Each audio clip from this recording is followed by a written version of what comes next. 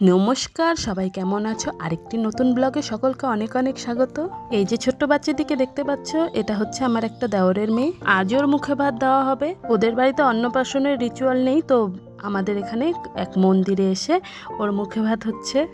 তো ছোট্ট সোনাটিকে সবাই মন প্রাণ ভরে একটু আশীর্বাদ করো। আমাদের এখানকার কালীবাড়িতে গিয়ে আমরা ওর মুখে এঁঠো করালাম। ওর মামাও নেই যে ওর মুখে ভাত দেওয়া হবে, তো ব্রাহ্মণ মশাইকে বললাম আপনি একটু মুখ এঁঠো করে দিন ওর।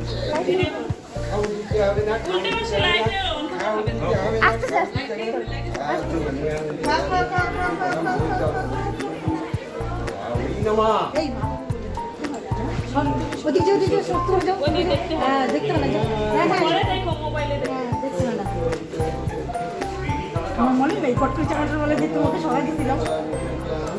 এই খাচ্ছে, ওই দেখো খাই না খাচ্ছে তো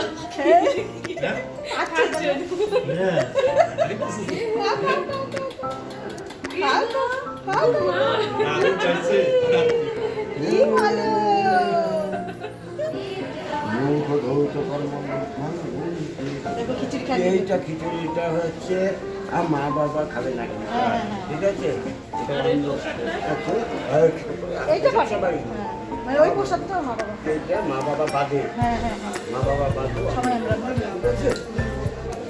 এই যে ওম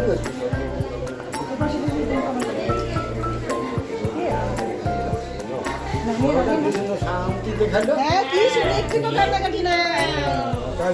জানো তো এই কুট্টু সোনাটা ব্রাহ্মণ মশাই যা মুখে দিয়ে দিল সব কিছু খেয়ে নিল, একটুকু কান্নাকাটি কিচ্ছু করলো না।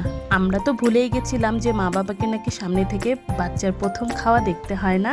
এটা হচ্ছে ওর মা আর এটা হচ্ছে ওর বাবা। আমাদের অনেকটাই দেরি হয়ে গিয়েছিল, আর একটু পরে গেলে আর মন্দিরটা খোলা থাকতো না। যাই হোক, ভগবান যা করে সব মঙ্গলের জন্যই করে। ভগবান তো ওকে আশীর্বাদ দিয়েই দিয়েছে, কারণ আমরা গিয়ে ভোগের প্রসাদও পেয়েছি। তোমরাও মন প্রাণ দিয়ে কুট্টু সোনাটিকে আশীর্বাদ করো। তারপর বাড়িতে এসে খাওয়া দাওয়ার আয়োজন সেরে নিলাম।